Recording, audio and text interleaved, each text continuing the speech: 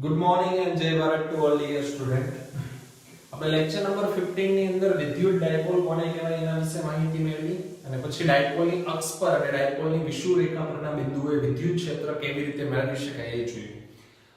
એ લેક્ચરની અંદર કહેવાનું ભૂલાઈ ગયું હતું કે બંને જે ક્વેશ્ચન છે આઈએમપી ક્વેશ્ચન છે, બેમાંથી એક વસ્તુ ઘણી બધી વખત બોર્ડની એક્ઝામમાં હોય છે કે અક્ષ પરના બિંદુએ વિદ્યુત ક્ષેત્ર મેળવો યા તો વિષુવરેખીય સમતલ પરના બિંદુએ વિદ્યુત ક્ષેત્ર મેળવો. બંને ક્વેશ્ચન જે છે આઈએમપી છે. હવે લેક્ચર નંબર 16 ની અંદર આપણે બે વસ્તુ ભણશું કે સમાન વિદ્યુત ક્ષેત્રમાં ડાયપોલની વર્તણૂક અને અસમાન વિદ્યુત ક્ષેત્રમાં ડાયપોલની વર્તણૂક. આની અંદર પણ બેમાંથી એક વસ્તુ ઘણી વખત પૂછાઈ શકે. જો આ ક્વેશ્ચન પૂછાય સમાન વિદ્યુત ક્ષેત્રમાં ડાયપોલની વર્તણૂક તો એ 2 માર્ક્સમાં પૂછાઈ શકે અને આ એક પૂછાય તો 1 માર્ક્સમાં પૂછાઈ શકે. બંને કમ્બાઈન પૂછાય તો 3 માર્ક્સમાં પૂછાઈ શકે. રાઈટ, આઈએમપી ક્વેશ્ચન છે. તો જોઈએ સમાન વિદ્યુત ક્ષેત્રમાં ડાયપોલની વર્તણૂક. તો આકૃતિની અંદર એક સમાન વિદ્યુત ક્ષેત્ર જે છે દર્શાવેલું છે. તમને ખ્યાલ છે કે ક્ષેત્ર રેખાઓ ધન વિદ્યુત ભારમાંથી નીકળતી હોય છે અને ઋણ વિદ્યુત ભારની અંદર જે છે એ ક્ષેત્ર રેખાઓ અંત પામે છે. હવે આ સમાન વિદ્યુત ક્ષેત્રની અંદર હું કાર્ટેશિયન યામ પદ્ધતિ જે છે પસંદ કરું છું. તો અહીંયા જે છે આપણે ઉગમ બિંદુ O લેશું. અહીંયા જે આવશે એ આપણી y અક્ષ આવશે અને અહીંયા જે છે એ x અક્ષ આવશે. રાઈટ, આની અંદર એક આપણે ડાયપોલ પસંદ કરીએ છીએ. ડાયપોલ એવી રીતે લેવાની છે કે જેથી યામ પદ્ધતિના ઉગમ બિંદુ O પર ડાયપોલનું મધ્ય કેન્દ્ર આવે. તો અહીંયા મેં એક ડાયપોલ લીધેલી છે. અહીંયા આવશે વિદ્યુતભાર q અને અહીંયા આવશે વિદ્યુતભાર q. આ મધ્ય બિંદુ છે એટલા માટે આ ડિસ્ટન્સ થશે a જેટલું અને આ ડિસ્ટન્સ પણ થશે a જેટલું. રાઈટ, તો હવે જોઈએ શું થશે. તો કે આ જે q વિદ્યુતભાર છે એને આ ઉપરનો જે નેગેટિવ ચાર્જ છે એ એટ્રેક્શન ફોર્સ લગાવશે એટલે અહીંયા જે છે એ આકર્ષણ બળ લાગશે. F q e જેટલું બળ લાગશે. રાઈટ, અહીંયા લાગશે ઉપર તરફ. જ્યાં q વિદ્યુતભાર છે તો નીચે અહીંયા પ્લસ વિદ્યુતભાર છે તો આ પ્લસ વિદ્યુતભાર આ બાજુ આકર્ષણ બળ લગાવશે. આ બળનું મૂલ્ય પણ કેટલું હશે? F q e. તો અહીંયા જો બંને બળ જે છે સમાન મૂલ્યના છે અને પરસ્પર વિરુદ્ધ દિશામાં છે. એક ઉપર તરફ છે અને એક નીચે તરફ છે. એટલે આપણે ધન yx લેશું, આ ઋણ yx લેશું. તો અહીંયા બંને બળ સમાન મૂલ્યના અને પરસ્પર વિરુદ્ધ દિશામાં હોવાથી કુલ બળ ડાયપોલ ઉપર કેવું થઈ જશે? શૂન્ય થઈ જશે. પરંતુ બંને બળની કાર્યરેખાઓ અલગ અલગ છે. જો આ બળની કાર્યરેખા થશે અને આ બળની કાર્યરેખા જે છે આ થશે.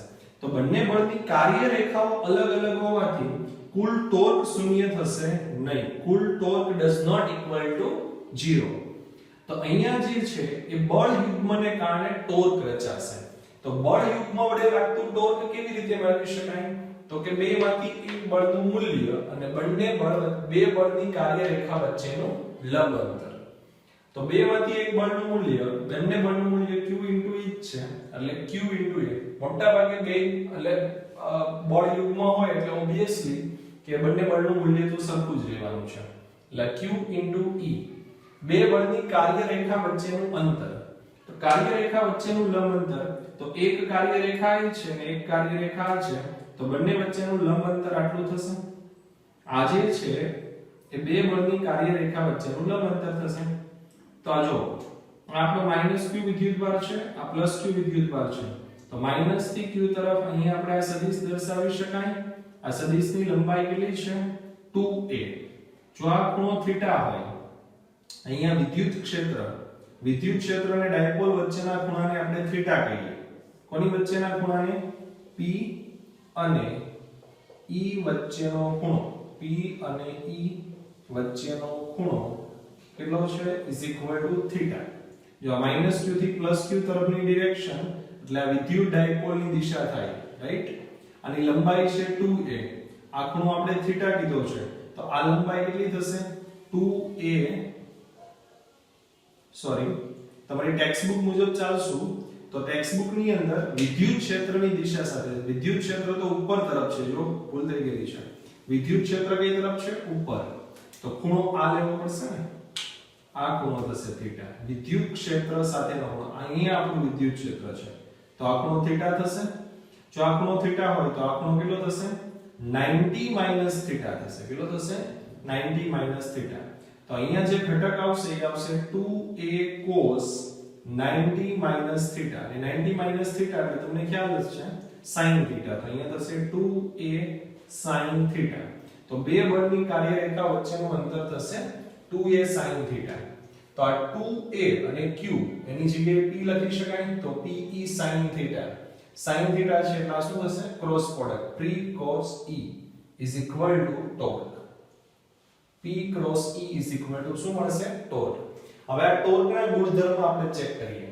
તો p cross e, તો p કઈ દિશામાં છે?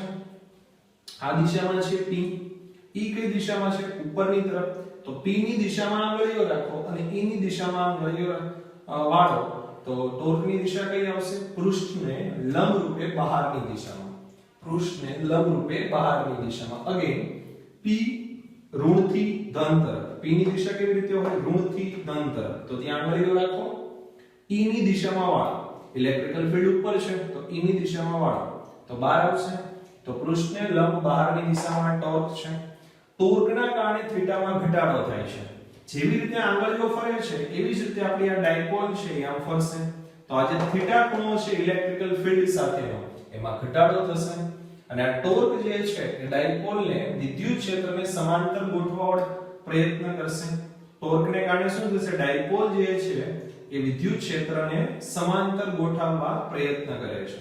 તો આ ડાયપોલ જ્યારે વિદ્યુત ક્ષેત્રને સમાંતર ગોઠવાઈ જશે, જ્યારે અહીંયા સમાંતર ગોઠવાઈ જશે ત્યારે ટોર્ક કેવું થઈ જશે?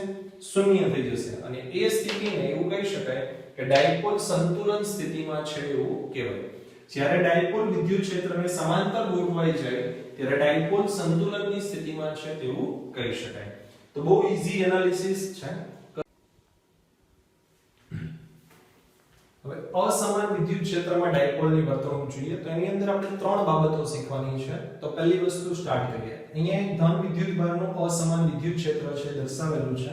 આની અંદર ધારો કે હું અહીંયા એક ડાયપોલ મેળવું છું. અહીંયા જે છે +q વિદ્યુતભાર છે, અહીંયા -q વિદ્યુતભાર છે, રાઈટ?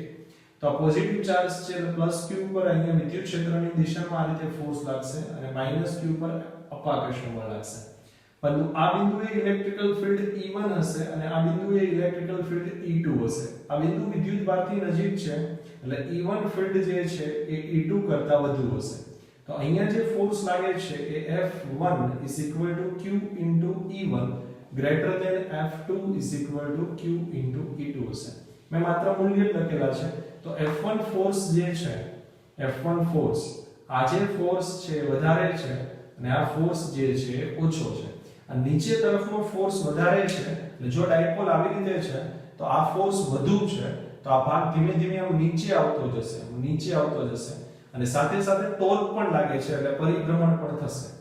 તો અસમાન વિદ્યુત ક્ષેત્રની અંદર પરિણામી બળ જે છે રિઝલ્ટન્ટ બળ does not equal to 0. Resultant force does not equal to 0 and the resultant torque also does not equal to 0.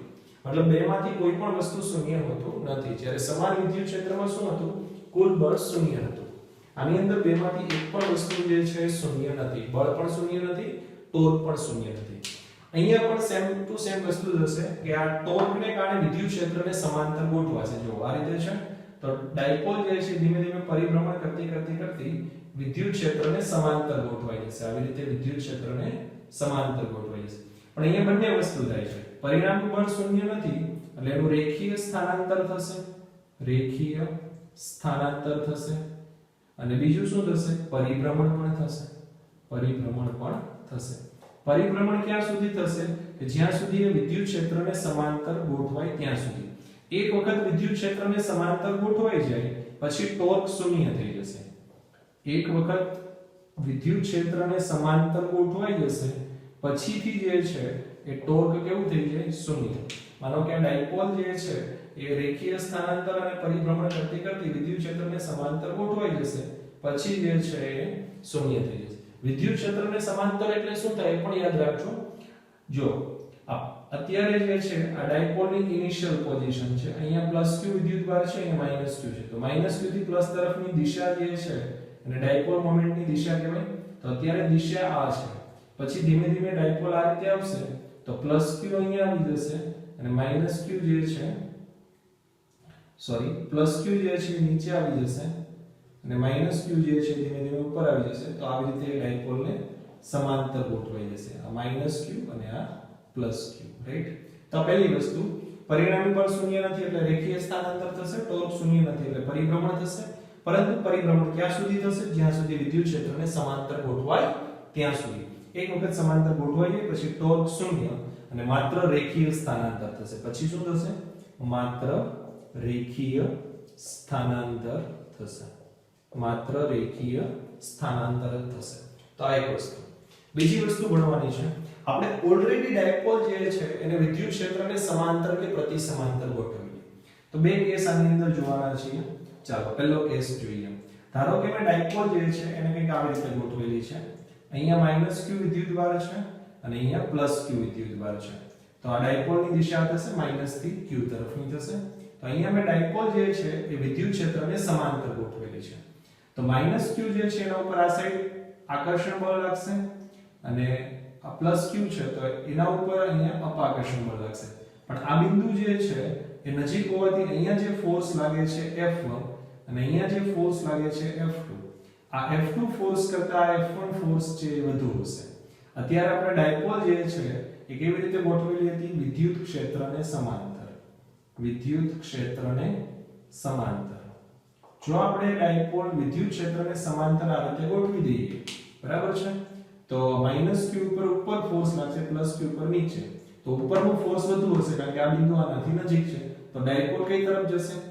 વધુ તીવ્રતાવાળા ક્ષેત્ર તરફ જશે.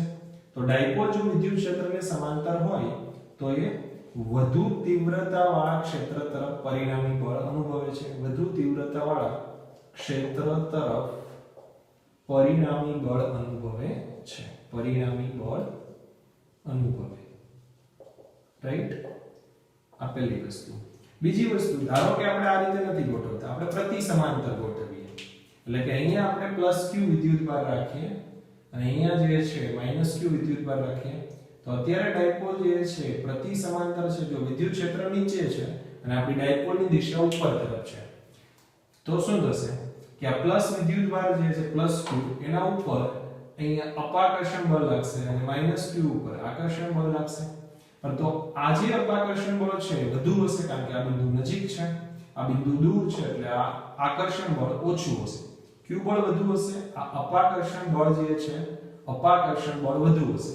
હવે ઉપરથી ધક્કો વધારે લાગશે તો ડાયપોલ ધીમે ધીમે ક્યાં જશે? નીચે જશે. તો જ્યારે આપણે ડાયપોલને વિદ્યુત ક્ષેત્રને પ્રતિ સમાંતર ગોઠવેલી હોય, કેવી ગોઠવેલી હોય? પ્રતિ સમાંતર, ત્યારે તે ઓછી તીવ્રતાવાળા ક્ષેત્ર તરફ ગતિ કરે છે. ત્યારે તે ઓછી તીવ્રતાવાળા ક્ષેત્ર તરફ પરિણામી બળ અનુભવે છે. પરિણામી બળ અનુભવે છે.